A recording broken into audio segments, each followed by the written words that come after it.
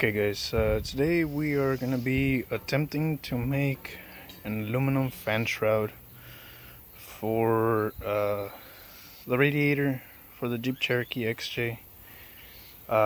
Yes, I know I can go online and I can probably buy a $150 and $120 fan shroud, but I think we can make our own. Let's say we give it a try. I bought that piece of aluminum at the hardware store for about 30 bucks. Figure I'd give it a try. If it works, it works, and if not, well, we'll just pull the trigger on the fan shroud. So the point of this is to make a fan shroud that covers from side to side, top to bottom, or bottom to top, so that we can accommodate 3 electric fans. The electric fans will be coming in later, but for now let's try to get some measurements. We're going to measure from this portion of the outside of the aluminum tank, or fluid reservoirs I should say, and we'll start cutting some sheet metal and see how this goes. Probably not going to turn out pretty, but we'll see. Okay, so I measured from the outside of this aluminum piece on the tanks, and it measured out to 32 1/4. So I measured it out, did a straight edge, took a cut-off wheel, and zipped the piece right off. The thing I did off camera was hit it with a flap disc, very lightly hit it with a flap disc, just to get the sharp razor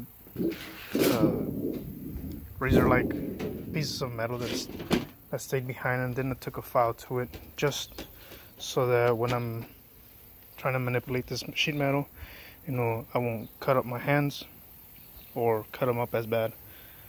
And the next thing we're going to do is we're going to start taking some measurements.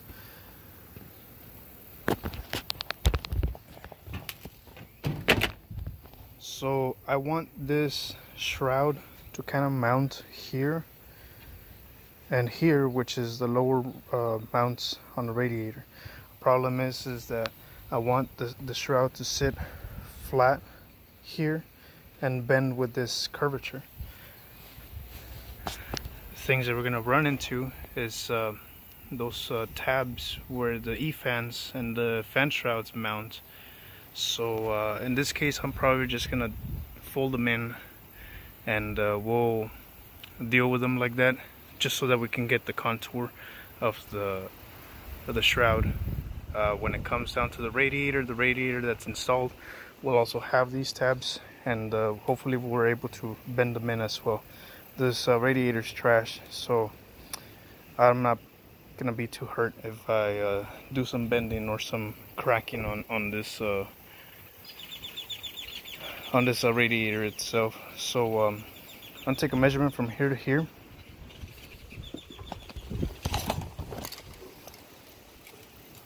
Which is going to be at about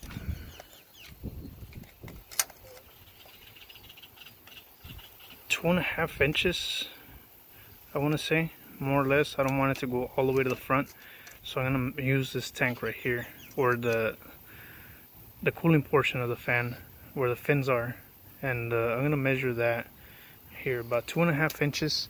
I'm going to mark it here, and I'm going to look for a way to bend this sheet metal up, or bend it down I should say, so that it matches that contour, and we're able to sit that shroud, just sit it right over. So let's get to measuring and folding some metal.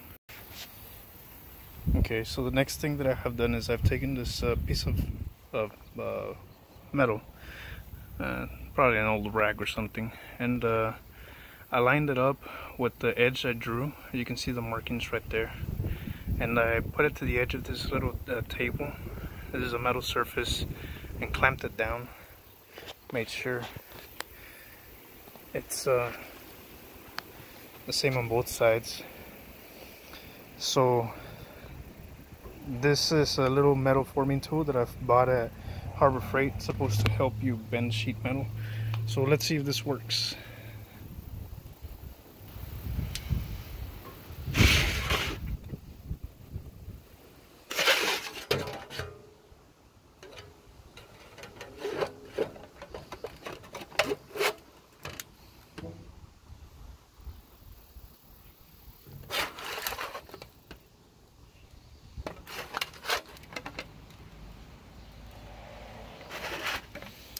we'll keep working with this both hands. I'll bring you guys back when I'm done. So here you can see it's starting to take shape more or less. You see it sitting on both sides pretty okay. I ended up cutting off those tabs since, like I said, this is a junk radiator, so I'm not too concerned about it. On the other one, I'm gonna try to see if these bolts come off and the whole bracket comes off on this one, and try to modify it out of the radiator so I don't break it. So the next thing to do is trying to get those dowels that are down here, those alignment dowels for the radiator, and I'm gonna try to punch them into the sheet metal and then drill them out to a slightly bigger hole so it'll have a little bit of space to maneuver and fit once it's inside the vehicle. So here you guys can see that I just used a small hammer to punch those dowels, and I'm going to take a uni bit right now. I'm going to start drilling these out to a slightly larger hole, probably about an inch or 3/4 inch of a hole.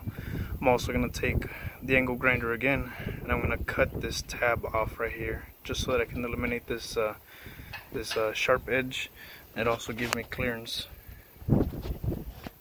for this portion of the radiator right there, this one right here on both sides. So yeah, let's get some drill bits out and start drilling these holes and cutting some more sheet metal. So this is actually starting to take some shape here. It's actually pretty fun. As you can see, the shroud sits right at the edge of this aluminum portion of the tank. I made these holes pretty large for this reason, so that I could have some fitment and some adjustability, especially once this starts dropping inside the vehicle. So yeah, I cut off these edges, as you can see. It gives me a little bit more clearance. I'm able to push the shroud up a little bit further up. I might trim that a little bit more, or I might just leave it as is. But the next thing to do is get the measurement for the top of the radiator, and I'm gonna try to follow this curvature again, or actually I'm gonna try to hit it right here at this top edge of the tank and go across like that. I'm gonna take a measurement right now. I'm gonna drop it in, I'm gonna draw it out, and that's where the next fold is gonna be. And then the next phase is gonna be the portion where I draw that line is where the rest of the sheet metal is gonna fold down. I'm probably also gonna give it about 2.5 inches, more or less, about the same as that bottom portion, about 2.5 inches. It'll probably meet at the front of the tank, or of the fin portion of the tank, I should say, right here, and it'll probably stop there. The other things to consider are these mounts, or these studs, where the fan shroud meets, or not where the fan shroud meets, but where the upper radiator support attaches to. Let's start drawing some lines, and I'll bring you guys back here shortly. Okay, so I did my lines. This right here is going to be the line that goes to the top of the tank, and I measured it there, did a straight edge all the way across.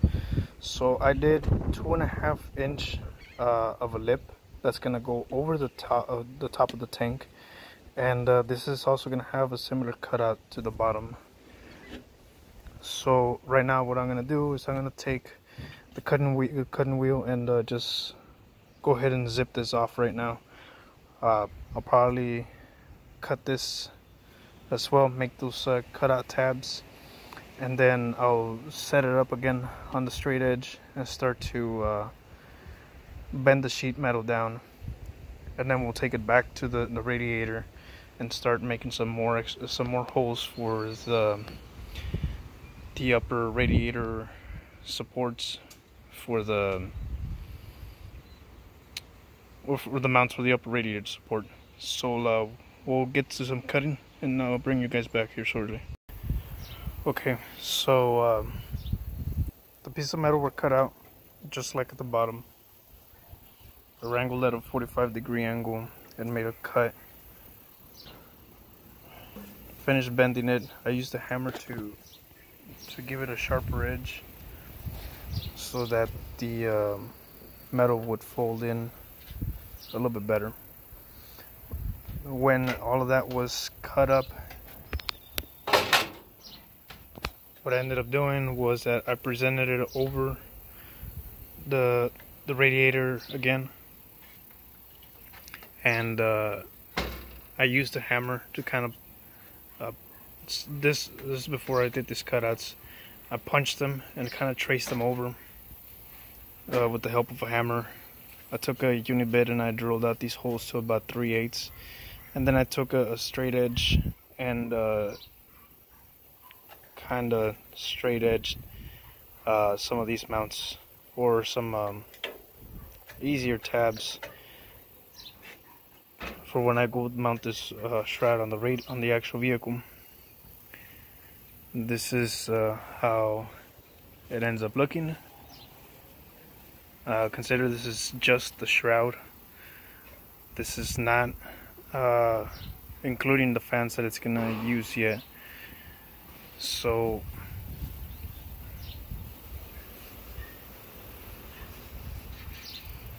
and you can see it wrapping under the radiator there itself. And it's pretty flush on both sides here, and it's gonna sit completely over those little metal portions of the tanks, so that the shroud won't make any contact with the actual fin surface and make any pinholes that will cause a leak later on. So yeah, hopefully we get the fans later on today, and we'll continue making some progress on this shroud. Okay, so it's been a while since I've continued or actually tried to continue with this project. So pretty much what we did in the last video was set up, or the last clip was set up the fan shroud, trace it out, do the trimmings and all that stuff. What I did off camera was take the fans. Once they arrived, I set up the fans and I centered it more or less to where I thought they were gonna fit the best. They hang down towards the bottom by maybe 1/8 of an inch or so. So expect them to have some clearance issues at the top of the cross member, or the I should say radiator support at the top. There you go. Okay, so pretty much what you want to do is, because this is about 30 inches, the fans are 10 inches and you have 3 of them, so more or less 30. Center them out and start tracing on the outside. You can see here where I started tracing on the outside of the fans, and what I did was I cut about 1/2 inch inward. And the reason that I did that was because I wanted to have enough surface area to where the fans were gonna mount. I don't know if you can see the edges of the fan right there. And I also gave myself a little bit extra material here. Instead of making it completely round, I gave myself a kind of a strip of aluminum there, and that's maybe about 1 inch in between. And that is so that my fan shroud doesn't go too flimsy, and if I cut too little, I can always cut back a little bit more, especially once I start putting the fans on there and I start fitting them out. Make sure that I don't have any interference with them, which I don't actually, or at least nothing yet. And the rest is just pretty much tracing, cutting in 1/2 inch on the inside of that line that you make. Do your cuts. You can honestly use whatever the hell you want. It doesn't matter what you use to cut that metal, as long as you're using PPE. Make sure you wear gloves, because these sharp edges will get you. And trust me when I say they will get you. Wear your safety glasses and all that good stuff that you need to wear. File down the material, and then what I ended up using was these screws. Now these are 1/4-inch screws. I was trying to use some machine screws, but for some reason I couldn't find any. And I got them about 1 inch long. Honestly, if you got them 3/4 of an inch, you'll be a lot better. But there's not that big of an issue. So I put washers on the inside of the. I put some washers on the inside of the fan shroud, and then I put the bolt. And on the outside, I have a nylon locking nut, so that these things don't try to back out when the vehicle is running, you know, vibrations and all that stuff. I don't want none of those things vibrating. And the reason I put them in like this was because I didn't want to have these things puncturing my radiator fans. So that's something to consider when you're doing this. If you try to do this with I don't know, riv nuts, you might also end up with that issue. So honestly, the mounting options, you know, they're optional to you. Just know that you gotta be careful with the radiator fins and that you don't have any clearance or interference issues. So once all of this is done, it's presentable.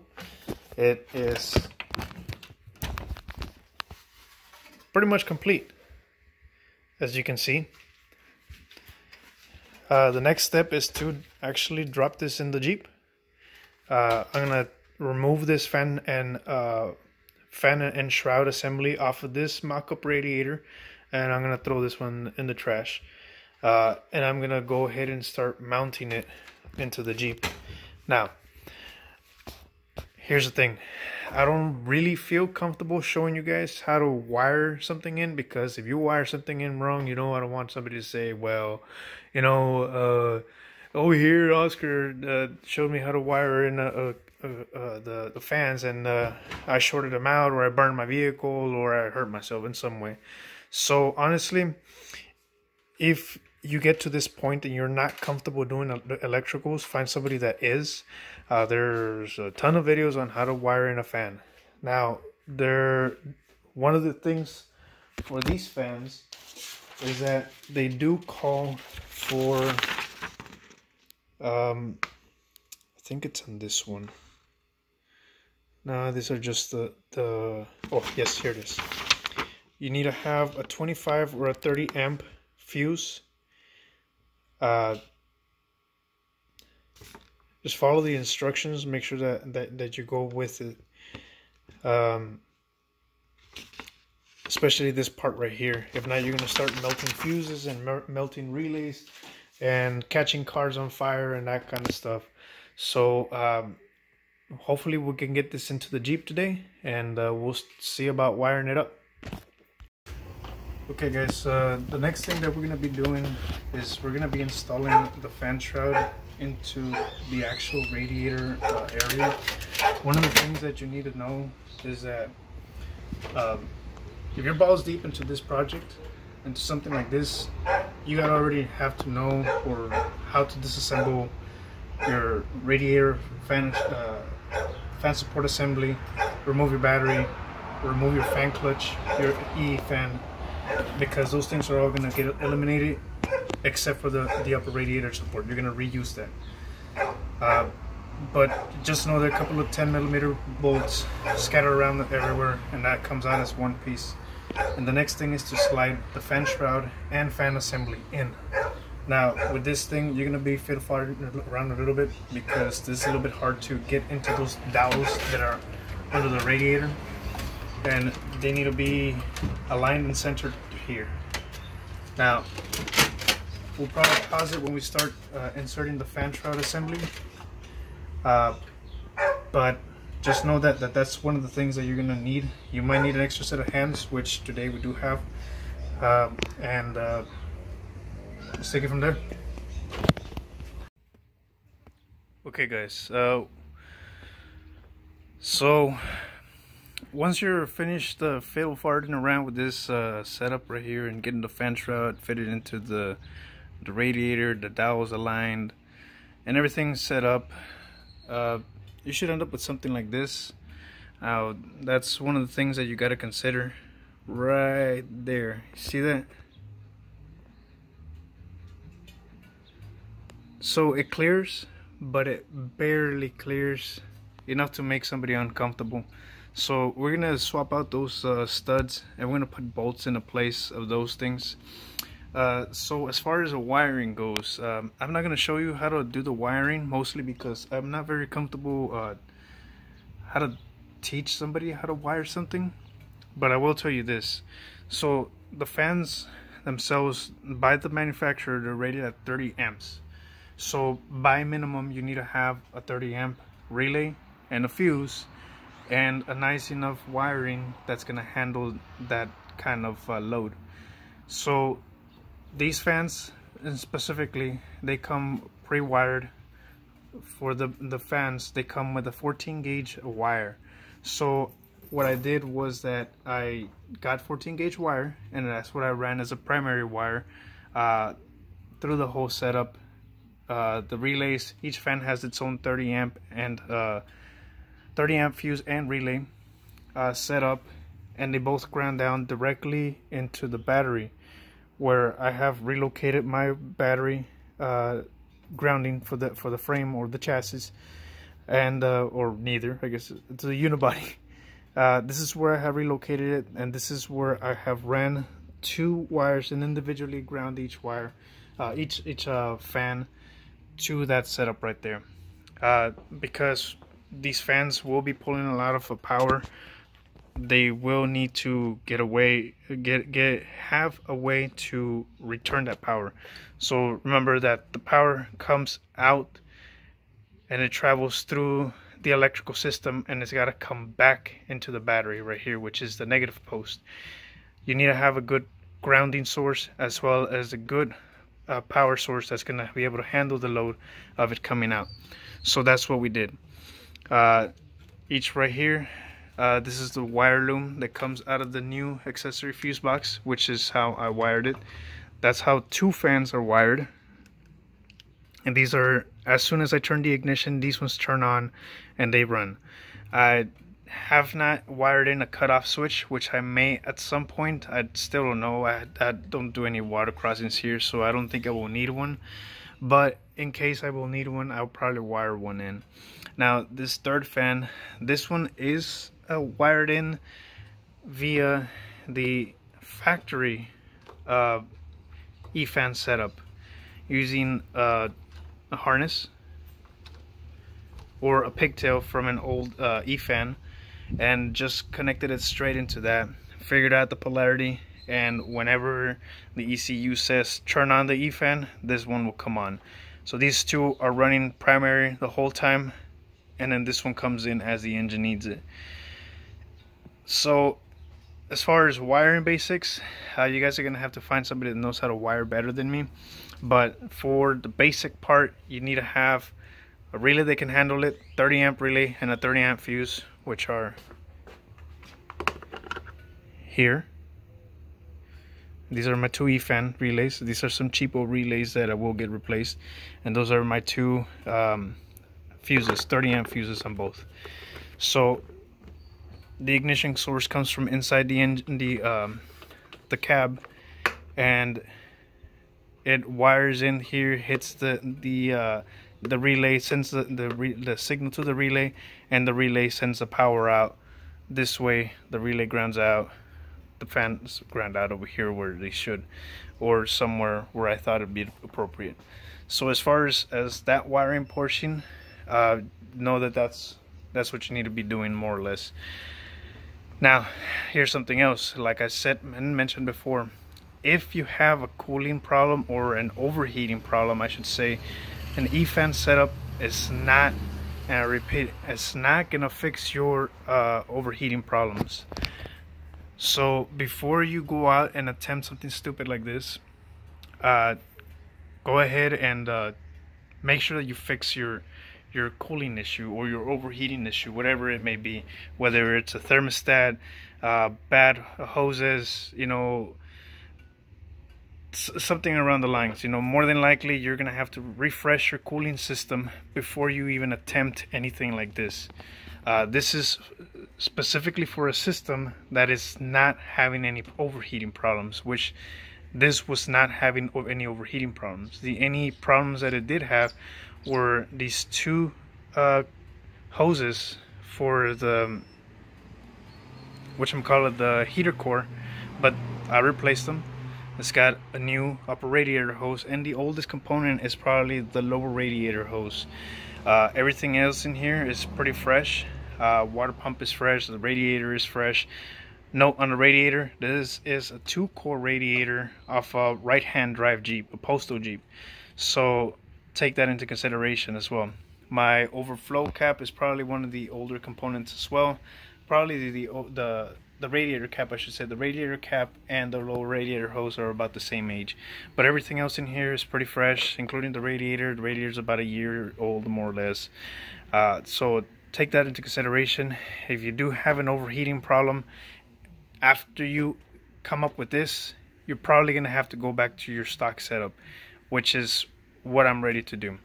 I did not destroy the tabs on the lower tabs on the radiator, so that I could fit the fan shroud over it. So it's kind of, you know, of a tight fit in there. That's why this is so close.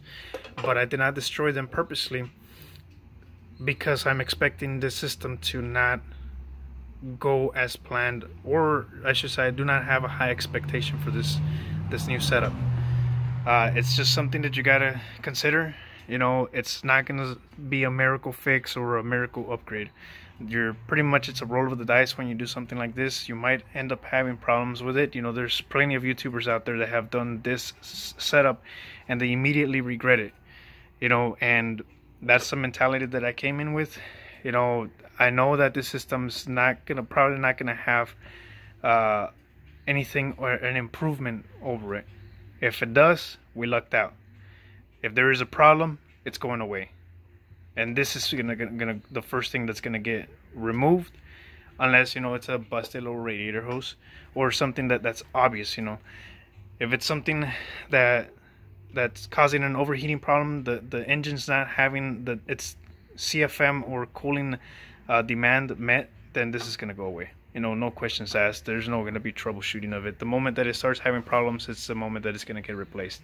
So as far as all of that, that's what that setup looks like. So this is going to be a 2-core radiator fan off a radiator off a right-hand drive Jeep. It's on a 2001 Jeep Cherokee, of course, with an open cooling system, and it has 3 E-fans, the Permacool E-fans. The 10-inch, 2 wired directly into the ignition, and 1 wired directly off the E-fan harness or the E-fan pigtail. Everything else is grounded, relayed, fused, the whole 9 yards. You know, everything is ready to go. Now we have to take this out and test it into the 100-degree weather of South Texas, here in the armpit of Texas. I'm talking about the real South Texas, not San Antonio wannabe South Texas. And let's see how this goes. So, you know, this is pretty much it, guys. Go ahead and you know, put your junk away, and keep your fingers crossed that it works. If not, we'll be ready to go back. All right, thanks guys, thanks for watching.